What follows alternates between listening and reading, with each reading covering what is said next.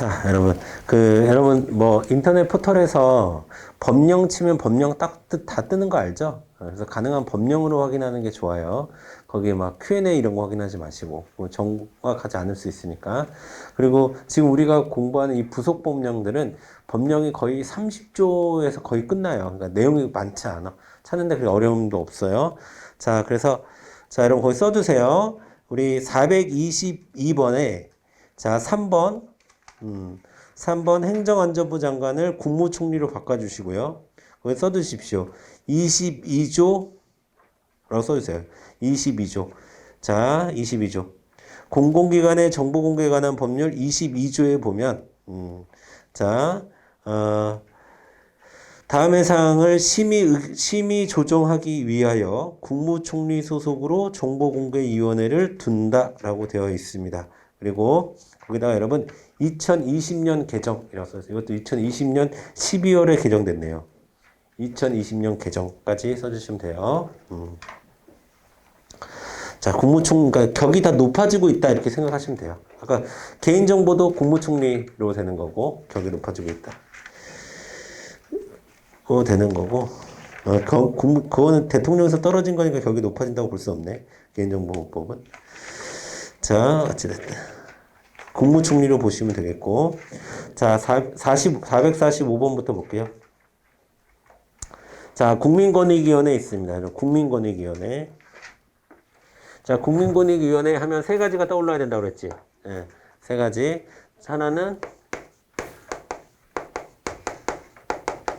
고충민원. 네 글자로 외우세요. 고충민원, 부패방지, 행정심판. 자, 국민권익위원회에서 하는 일. 고충민원, 부패방지, 행정심판. 자, 1번 보겠습니다. 자, 국민권익위원회는 이를 설치해서 고충민원 처리, 이에 불합리한 행정제도 개선, 부패 발생 예방, 부패 방지, 국민의 기본적 권익 보호하고, 행정의 적적성 확보, 이런 거 이제 행정심판이라고 보시면 돼요. 자, 맞고요. 2번. 자, 역시나 고충민원 처리, 국무총리 소속으로 국민권익위원회를 둔다. 국무총리 동그라미. 지금까지 이제 다 국무총리예요. 국무총리. 그 다음에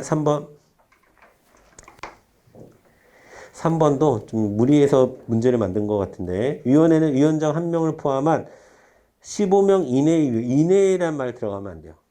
그냥 15명의 위원이 있어야 됩니다. 15명.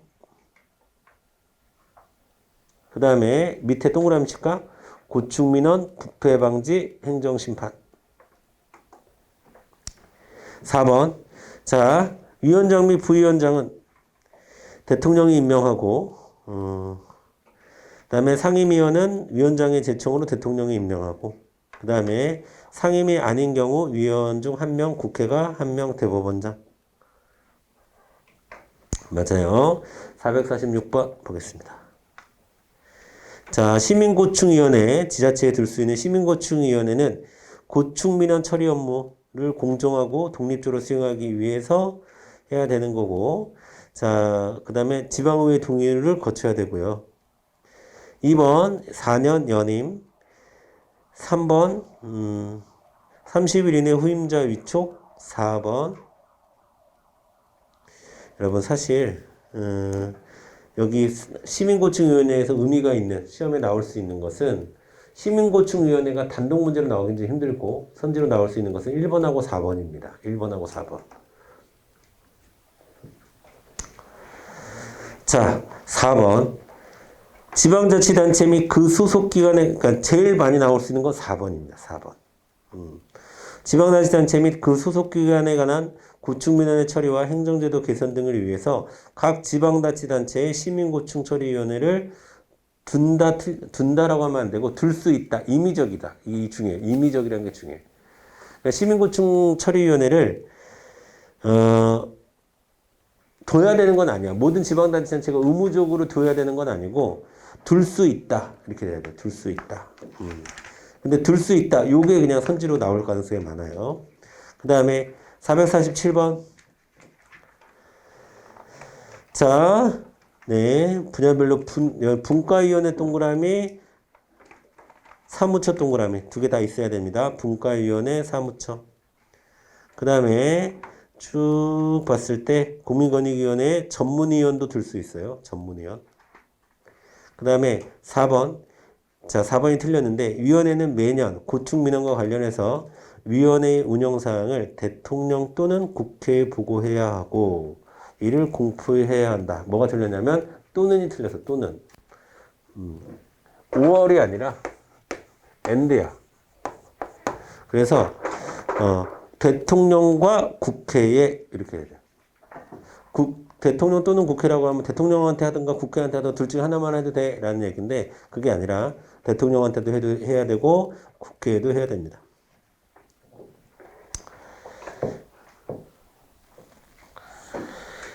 자, 행정심판 청구를 국민고충 처리위원회에 접수가 되면 행정심판 청구가 제기된 것으로 본다라는 거.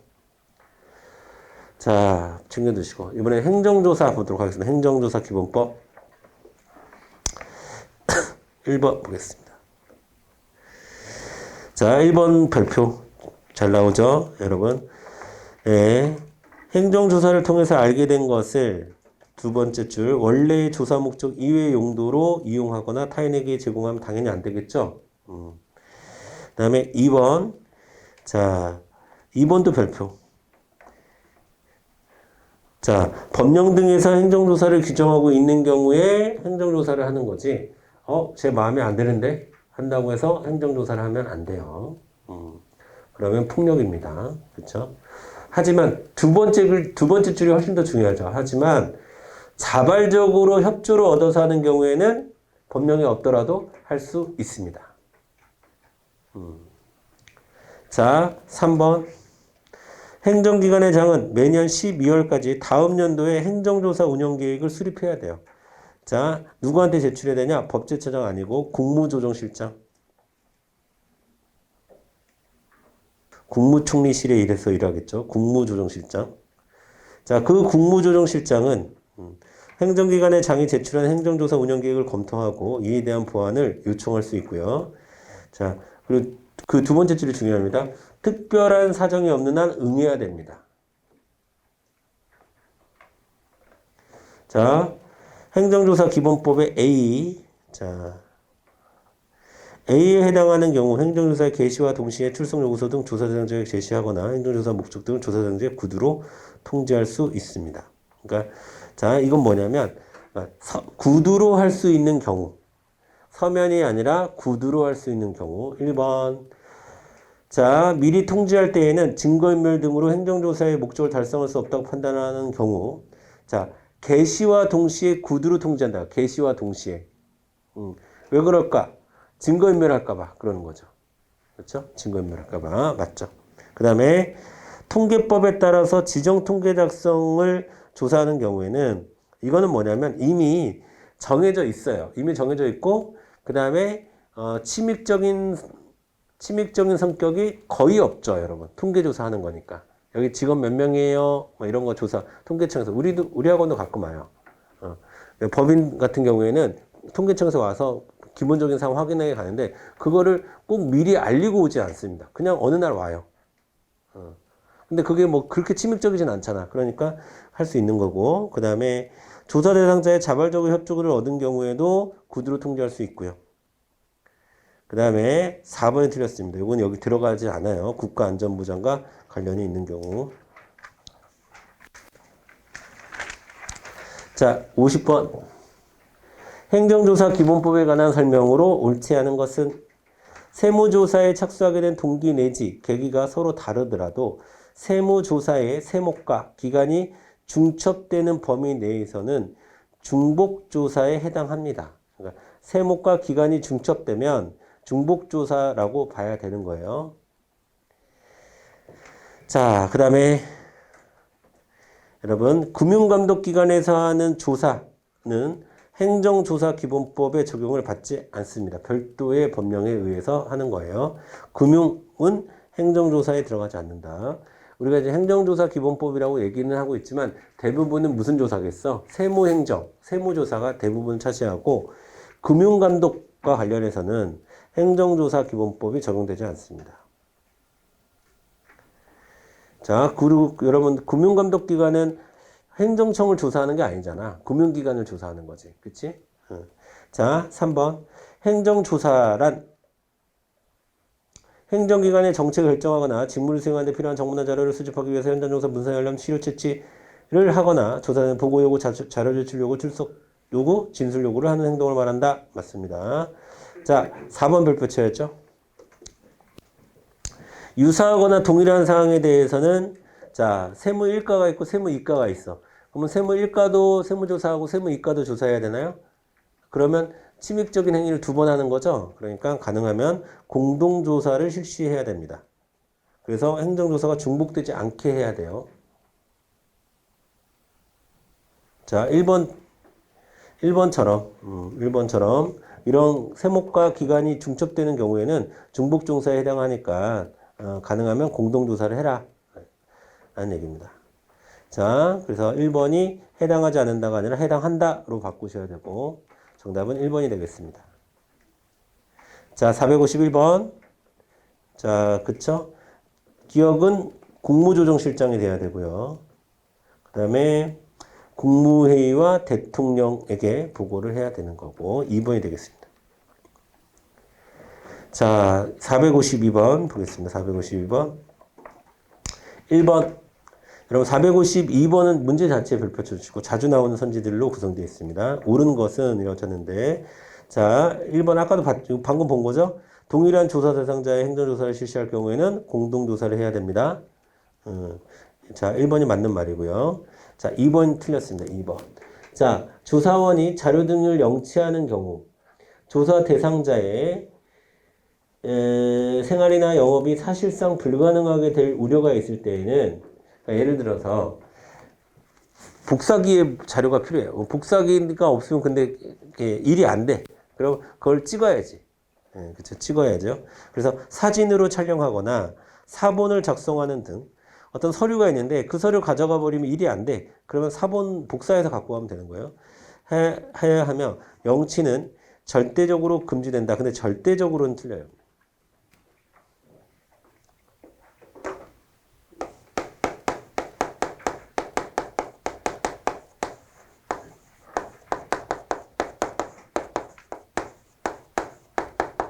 자, 증거인멸의 우려가 있을 때는 아무리 조사 대상자의 생활이나 영업이 사실상 불가능하더라도 영치하는 게 원칙입니다. 영치합니다. 영치. 그냥 가져갑니다. 영치한다는 건 가져간다는 거예요. 가져가서 그 조사자가 보관하고 있는 걸 영치라고 하는 거예요.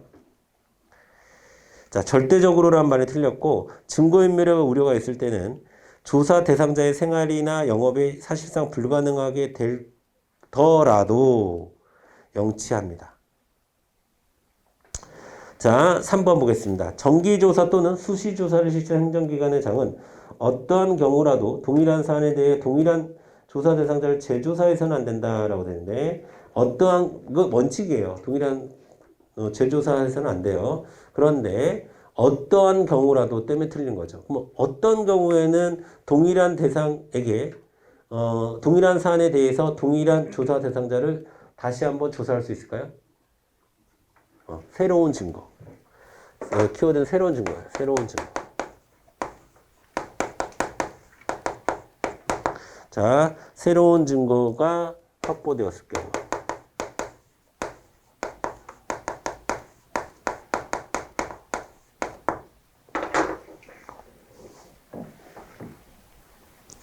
(4번) 행정기관의 장은 조사 대상자에 대한 조사만으로는 당의 행정조사의 목적을 달성할 수 없는 경우나 조사 대상이 되는 행위에 대한 사실 여부 등 입증하는 데 과도한 비용 등이 소요되는 경우 제3자의 동의가 있는 경우에 하나요. 제3자에 대하여 보충조사를 할 수 있다.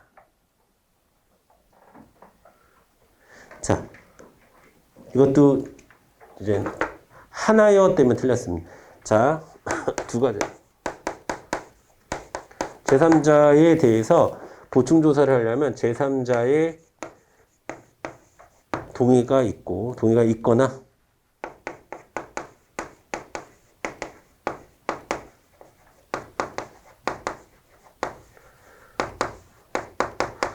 다른 법률에서 허용하고 있는 경우에는 제3자자에 대한 보충조사 가능하죠. 453번 보겠습니다. 453번. 1번 별표 치세요. 행정기관의 장은 조사 대상자의 자율신고. 그러니까 조사를 하지 않았는데 그냥 신고를 해버렸어. 그 내용을, 조사할 내용을 그냥 아예 신고를 했어. 그러면 이게 막 거짓 신고가 아닌 이상은 신뢰할 수 없는 경우를 제외한 거야. 즉, 신뢰할 수 있을 때는, 자, 두 번째 줄 맨 끝에 행정조사에 가름할 수 있다. 그러니까 우리는 자율신고가 행정조사를 대신할 수 있다. 가름한다는 얘기는 대신하다는 뜻이죠? 가름. 되죠? 국어? 자, 대신할 수 있다. 2번. 행정기관의 장은 자율신고를 하는 자에게 혜택을 줘야 될까, 제재를 가해야 될까? 혜택을 줄 수 있겠죠. 그래야 여러분 얼마나 안 나가도 되잖아. 자율신고를 하면. 얼마나 고마워. 혜택 줘야지. 그럼 행정의 효율성이 살아나겠지. 자, 공무조정실장은 예측 가능성을 제고하기 위하여 실태조사, 공동조사 실시 현황, 중복조사 실시 여부들을 확인 점검해. 이런 거 하면 안 되니까 이런 걸 하고 있는지. 그 다음에 4번. 이거는 451번이랑 똑같은 말이죠. 왜 틀렸을까, 이것도? 그쵸. 오화가 아니라 엔드입니다, 이것도. 오화가 아니라 엔드야. 국무회의 또는 대통령이 아니라 국무회의에게도 하고 대통령에게도 해야 되는 겁니다. 여러분, 국무회의 의장이 누구예요? 대통령이야. 그것도 상식적으로 알고 있어요. 국무회의 의장. 국무회의 부의장은 누구예요? 국무총리. 국무회의에 들어가는 사람들을 우리가 뭐라고 그래? 국무위원이라고 하는데 국무위원들 대부분은 행정각부의 장관들이 들어가는 거죠. 장관. 네, 장관 말고도 몇 명 있죠. 무슨 처장급들도 몇 명 들어가긴 해요. 국민권익위원장도 들어가고. 근데 대부분 장관이 들어간다 이렇게 보시면 되겠고. 마지막으로 질서 위반 행위 규제법 보도록 하겠습니다. 가태료 관련한 거죠. 1번 별표, 이거는 아주 많이 나옵니다. 54번 1번은 아주 많이 나와요. 자, 경한은 가볍다는 얘기고, 뭘로 바꿔줘야 돼? 중한, 무거운 거를 해야지. 여러 개 있는데 가벼운 걸 하면 안 되지. 그 중에서 제일 무거운 거. 그 다음에 2번도 별표. 2개 이상의 행위가 경합하는 경우에는 과태료를 각각 부과하는 겁니다. 각각 부과. 자, 1번하고 구분돼야 돼. 1번은 뭐야? 하나의 행위.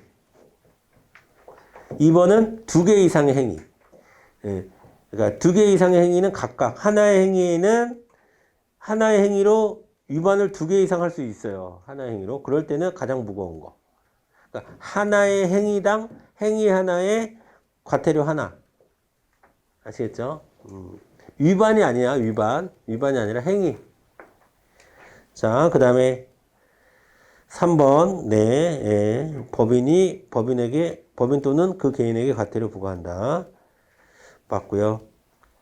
자, 4번도 별표. 여러분, 2명이 했어. 2명이 했으면 각각 행위를 한 거예요. 2명이 같이 했어요. 그럼 각각 한 거예요. 예를 들면 질서 위반 행위를 A도 하고 B도 했으면 그러니까 A와 B가 하나가 아니라 A도 하고 B도 한 겁니다. 자, 그 다음에 455번 보겠습니다.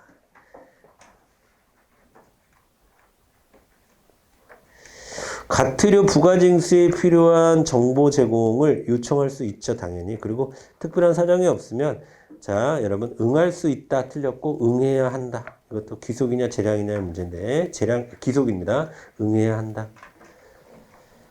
그 다음에 4번하고, 나하고 다는요, 여러분, 바뀌었어요. 1000분의 12가 아니라 100분의 5라고 해야 되고, 그 다음에 다는 100분의 5가 아니라 1000분의 12라고 해야 돼요. 자, 그 다음에 라도 틀렸습니다. 라도 60개월. 마도 틀렸죠.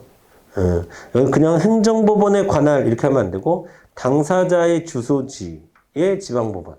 당사자 주소지의 지방법원 이렇게 해야 되죠. 자, 그래서 455번은 맞는 게 하나도 없어.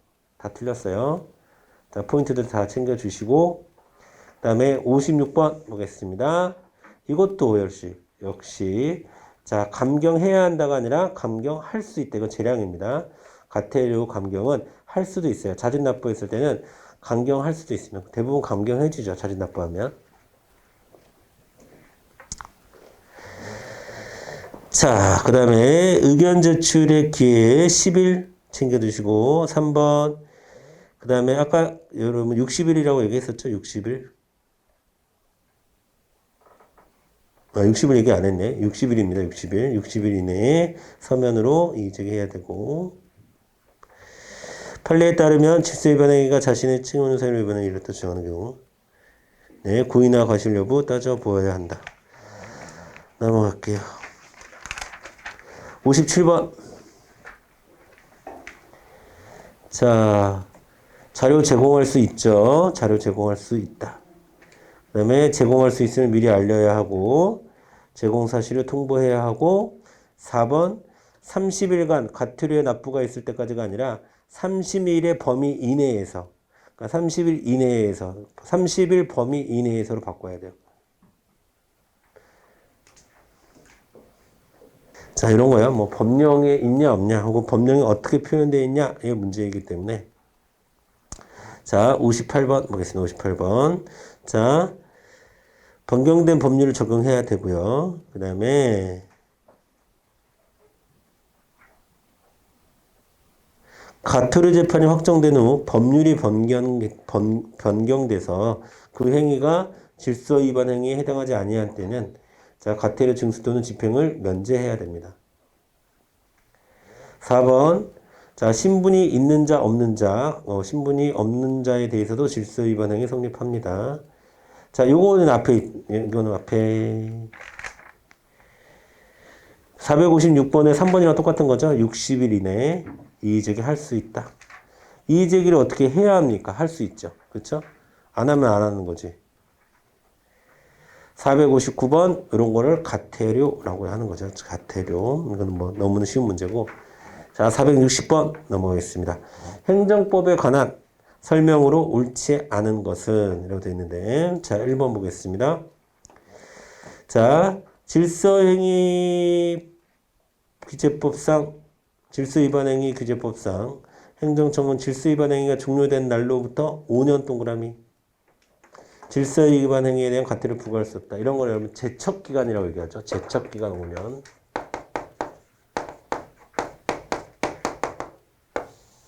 어떠한 제재를 배척할 수 있는 기간. 제척기간 5년. 2번 발표. 2번. 행정기관의 과태료 부과 처분에 대해서 상대방이 이의를 하여 그 사실이 질서 위반행위 규제법 적용에 의한 과태료 재판을 해야 한다고 법원의 통지가 되면 효력 상실합니다. 이거 중요하죠. 과태료 재판이 있으면 과태료의 효력은 일단 상실하는 겁니다. 이건 시험에 잘 나옵니다. 460번 2번.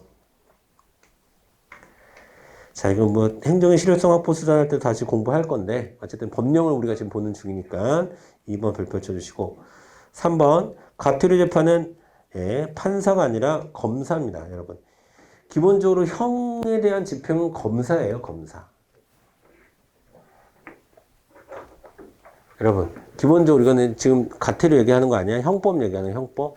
형법의 형사 절차도 크게 수사, 재판 또는 공판, 그 다음에 형 집행. 자, 크게 요런 절차거든요. 형사 절차는. 자, 검판, 검이에요. 검사, 판사, 검사. 그러니까 형 집행에 대한 책임은 검사가 형 집행에 대한 지휘는 형사적으로도 검사가 지휘하는 거예요. 자, 과태료 재판도 역시나 검사의 명령으로 집행하며 이 경우 그 명령은 집행력이 있는 집행관원과 동일한 효력이 있다. 맞고요. 판사를 검사로 바꿔주시면 됩니다. 자, 그 다음에 4번 4번 통고처분. 4번도 별표. 이것도 시험에 잘 나오죠? 통고처분. 자, 도로교통법상 통고처분을 받았을 때는 그 처분에 대하여 이의가 있는 경우에는 통고처분에 따른 범칙금의 납부를 이행하지 아니함으로써 여러분 경찰서장의 직결심판 청구에 의하여 법원의 심판을 받을 수 있게 된다. 그렇죠? 그럼 통고처분, 처분성 있어요, 없어요? 없죠. 왜? 안 지켜도 되니까. 그렇죠? 안 지켜도 됩니다. 불만이 있으면 어떻게 통고처분에 대해서 뭐 항고를 해야 되나요? 어떻게 해야 되나요? 그럴 필요 없죠. 그냥 소송 절차로 들어가야 되는 거예요. 통고처분에 불응할 때는 소송 절차로 들어가야 된다. 소송 절차 중에 그 법원의 심판을 받으면 되는 거죠. 직결 심판을 받을 수. 근데 통고처분 기간 내에 직결 심판하면 안 돼요. 혹은 통고처분을 받아들여서 돈을 냈는데 직결 심판하면 안 됩니다. 기소해서도 안 되고. 자, 됐습니다. 통고처분까지 정리가 됐고요. 자, 오늘 뭐 생각보다 좀 빨리 끝났는데 우리 60문제를 했는데 좀 빨리 끝났는데요. 지금 뭐 소송 들어가 봐야 몇 문제 못할 것 같고 여러분 오늘 좀 빨리 끝내고요. 다음 주에는 자, 몇 페이지를 할 거냐면요. 자, 심판부터 하겠습니다. 심판. 행정심판부터 할 거예요. 277번부터 해서 400번까지 지금 한 번에 쭉 나가는 거예요. 그렇죠? 자, 277번부터 400번까지가 요때 끝나는 거죠, 이제. 그렇죠? 오늘 한 강당 한 60문제씩 풀려고 합니다, 여러분. 한 강당 60문제씩 풀려고 하니까. 근데 워낙에 이 법령은 직전에 제가 강의하기도 했고, 그리고 이거는 설명할 게 없어. 뭐 이론이나 뭐 법리가 들어가는 게 아니라 법령에 있어, 없어? 이걸 확인하는 거니까 여러분이 제가 누차 말씀드렸지만, 지난번에도 말씀드렸지만, 반복해서 보는 수밖에 없어요. 반복해서 보는 수밖에 없다. 근데, 다른 공부하고 약간 다릅니다. 법령 공부는. 판례나 이런 거는 최대한 이해하기 위해서 노력하면서 암기 반복을 해주셔야 돼. 그래야 한번 공부했을 때 이게 스크래치가 남아, 뇌에. 근데 법령이나 영어 단어나 이건 똑같아요. 이건 뭐냐면 자주 눈에 칠해준다라는 느낌으로 안 외워지더라도 그냥 계속 봐야 돼. 그랬을 때 이제 익숙해져야 되지. 이거의 원리를 하고 최대한 이해하려고 노력할 필요 없어요, 법령은. 아시겠죠? 그래서 저번에 분명히 여러분 복습하셨을 거라고 생각하고, 이번에도 끝나자마자 다시 한번 쓱 보면서, 숫자, 날짜, 그 다음에 기속인지, 재량인지, 이런 것들을 확인하면서 그냥 보시면 되겠습니다. 그런데, 중간중간 판례가 나오거나 그러면, 이제 여러분의 이해가 필요한 거는 제가 좀 설명을 해드리려고 했으니까, 필기가 돼 있는 부분은 최대한 그렇게 이해하려고 노력하시면서 복습을 하시고, 어쨌든 뭐 다음 주에 하는, 제가 봤을 때는 요게 제일 중요하죠. 이게 제일 중요합니다. 어쨌든 시험 문제 비중도 많고 내용도 많고 문제도 많아요. 저게. 그러니까 다음 주랑 그 다음 주 2강, 3강이 굉장히 중요하다라는 말씀을 드리면서 오늘은 좀 빨리 10분 정도 빨리 마치도록 하겠습니다. 수고하셨습니다. 감사합니다.